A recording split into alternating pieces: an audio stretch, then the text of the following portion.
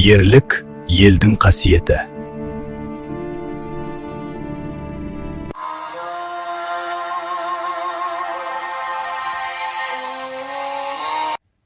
Қазақ халқының қаһарман перзенті Бауыржан Момышұлы.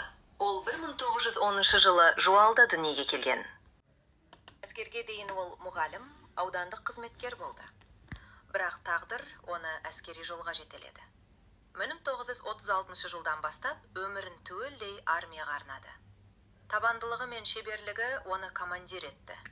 Ұлы Отан соғысы басталғанда ол Панфилов дивизиясының құрамында майданға аттанды. 316 дивизия Москва үшін шайқаста шешуші рөл атқарды. Алдыңғы шепте Бауыржан Момышұлы. 1941 жылдың қарашасы. Соколова деревнясы маңында 4 тәулік бойы үздіксіз шайқасы. Бұл Москваның соңғы қорғаныс шебі. Командир, біз жалғыз қалдық. Қорықпаңдар, біз қазақпыз. Біз жауынгерміз. 3 күн бойы батальон Волоколамск тас жолында жауды жылжытпай тежеп тұрды. Бұл қорғаныстың осы тұсын бекітуге мүмкіндік берді. Бауыржан Момышұлы батальонды шығынсыз қоршаудан алып шықты. Ұрысқа қабілетті қалпында негізгі күштерге қайта қосты. Генерал Панфилов Бауыржанды Ленин орденіне ұсынды. Бірақ парақша жоғалып кетті. Панфиловтың өзі де қаза тапты. Ерлік дер кезінде бағаланбай қалды. 316 атқыштар дивизиясының батальоны 5 рет қоршауда қалды.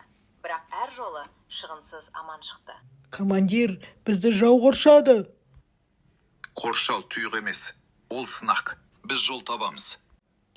Қоршаудан шығынсыз шыққан батальон командирдің шеберлігінің дәлелі. Әскер арасында оны жау өнешіне кептелген сүйік деп атады. Сіз менің армиямда жалғызсыз, жарайсыз. 1941 жыл, қараша. Соколова деревнясы маңында 4 тәулік бойы үздіксіз шайқас. Артымызда Москва. Шегінуге жол жоқ. Жақ мына картаны. Табандылық біздің қаруымыз. Мәскеуді қорғау біздің міндетіміз. Дұшпанды өткізбейміз ғой, жігіттер.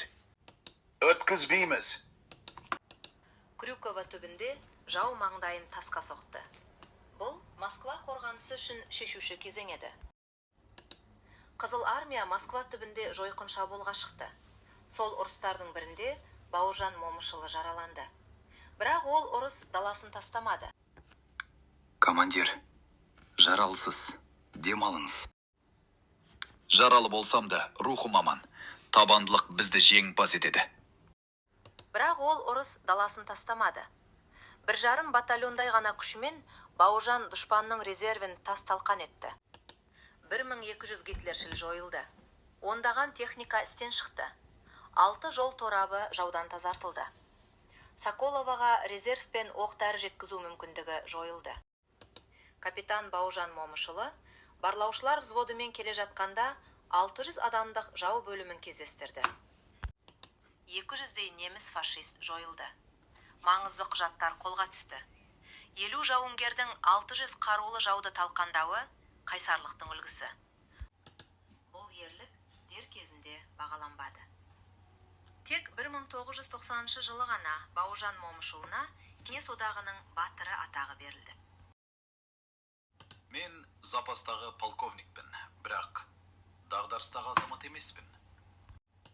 Соғыста көрген білгенін қағазға түсірген дағдысы оның жазушылық жолына бастады. Оның қаламынан туған шығармалар қазақ пен орыс оқырманына рух берді.